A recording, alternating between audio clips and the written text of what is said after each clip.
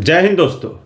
Twitter पर एक post था। ये पोस्ट था जौहर के संबंध में। जौहर आपको लोगों को मालूम है, जब राजा जंग हार जाता था तो राजा या राज परिवार से जुड़ी स्त्रियां दुश्मन के हाथ में आने के बजाय अपने आप को अग्निदाह कर लेती थी। मतलब अपना सर्वस्व निछावर कर देती थी, अपने आप को अग्नि में झोंक देती थी ताकि वो दुश्मन के हाथ में ना आए। तो इसी पोस्ट पर एक कमेंट्स था।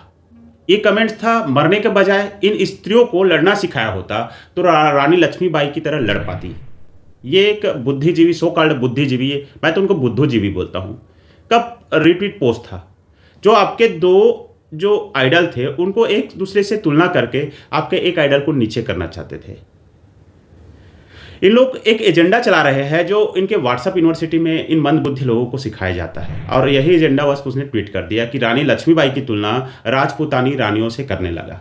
रानी लक्ष्मीबाई तो थी ही वीर जिन्होंने अंग्रेजों से लड़ाई लड़ा था। चलिए आते हैं एक उदाहरण में। आपने रानी दुर्गावती का नाम सुना होगा। रानी दुर्गावती वे वीर रानी थी जिन्होंने अकबर को 3 बार युद्ध में धूल चटाया था, और अकबर के सेना 3 बार युद्ध में पीछे हटे थे, यानी भाग खड़े हुए थे।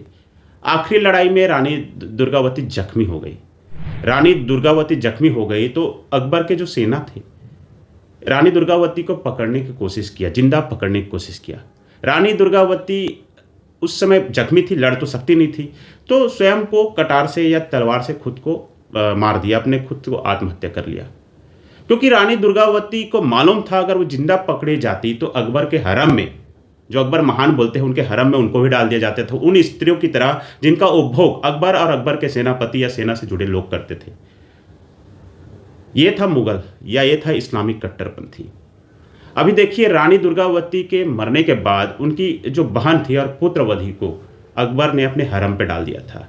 हरम समझ रहे हो? हरम हरामी लोगों का वो जगह था जिसमें औरत को, दुश्मन के औरत को ले जाकर रखते थे और उस औरत को उपभोक्ता वस्तु बनाकर रोज रोज अपमानित जीवन जीने के लिए मजबूर करते थे। तो इन सब से बचने के लिए रानी दुर्गावती ने स्वयं का कटार लेके स्वयं को मार डाला। अभी सोचो कि अगर राजपूतानी स्त्रियों को अकबर पकड़ लेता या मुगल सेना पकड़ लेता और उनको हरम में डाल देता तो उनका रोज रोज अपमान होता, उनका सतीत्व का रक्षा नहीं हो पाता और सारा जीवन उन छत्राणियों को या राज परिवार से जुड़े लोगों को अपमानित होकर गुजारना पड़ता। में एक और लड़ाई होगी जो ना कभी किसी ने देखी ना सुनी होगी, और वो लड़ाई हम क्षत्राणियां लड़ेंगे। हमारा शत्रु भी देखेगा कि राजपूत वीरांगनाएं वेदना को वीरता में कैसे बदलती है।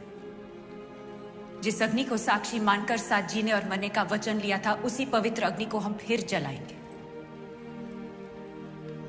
सौंप देंगे अपने आप को उस आग में और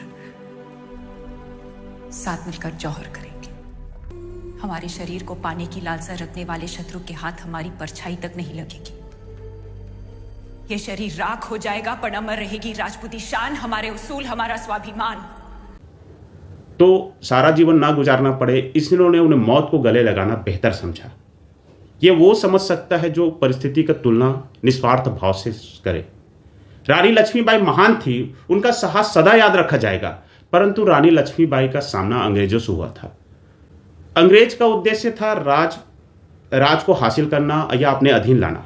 उनका उद्देश्य कम था, बहुत ना के बराबर था कि किसी स्त्री को अपने उसमें अधीन लेकर उसका रोज रोज अपमानित करना। इसीलिए अंग्रेज ज़्यादा समय तक शासन कर पाए।